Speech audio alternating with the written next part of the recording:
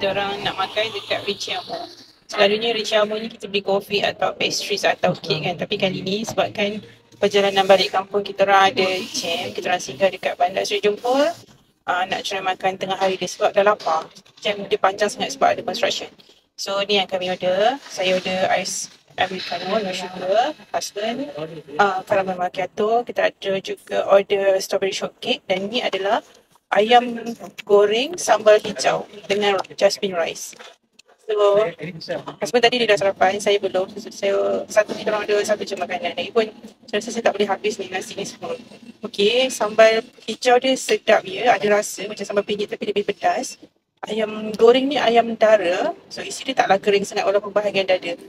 Cumanya dia macam kalau makan tu melekat sikit sebab tak ada sup atau kuah. Tapi saya suka je kering-kering macam ni. Kalau orang yang tak boleh makan kering, korang ada menu lain. Ada juga dia punya kuah lemak salai lah, tempoyak lah, apalah tadi. Tapi saya nak makan yang ni je.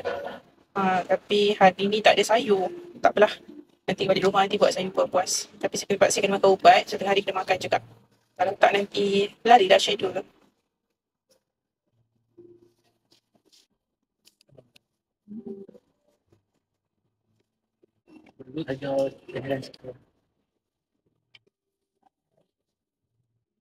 Okey, ni dah saya dah tak boleh nak habiskan lah. Dia kata biar dia habiskan, so dia makan. Tapi lupa nak warning dia sambal dia pedas sangat. Sampai menangis-nangis dia makan tadi. Alah itu tak tahan pedas apalah. Kata hero.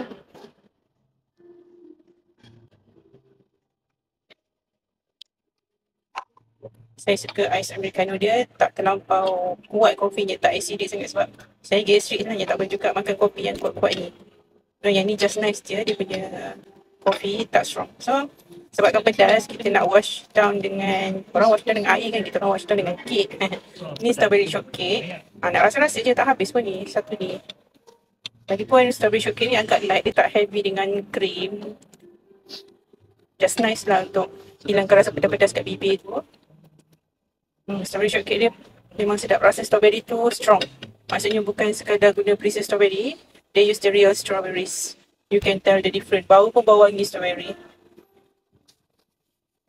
Okay, ni dah nak habis makan. Kek tu memang tak habis pun, kita orang tapau. Nanti balik rumah nanti ada nanti yang menghabiskan.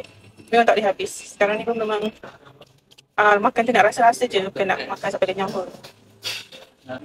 Okay, last bite sebelum tapau.